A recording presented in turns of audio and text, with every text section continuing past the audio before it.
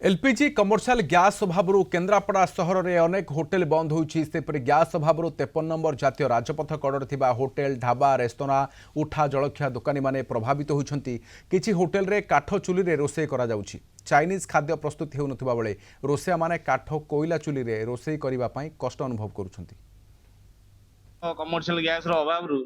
Hotel 15 दिन हेलानी बंद अच्छी मुझे आज व्यवस्था धुआ धुई सब कर कोईला आंच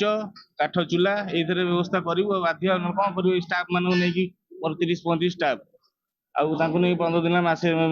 मागणा बस खैले कौन कर मुझे चल तो चलेबी मालिक संपूर्ण काठ चुली गैस बहुत दाम हो जाए जो युद्ध मानने आम गैस आसी पार्नि तेणु आम 30 जन कर्मचारी आम निजुक्ति होती आदि तो अधे कर्मचारी बाहर घर बाहर तेणु मालिक कहले ना आम काठ चुली रोषे करवा सब जाक काठ चुली रोषे हम सब जाक कर्मचारी रहे। राजरास्ता कड़े जो छोट बड़ जो होटेल थिला से होटेल सब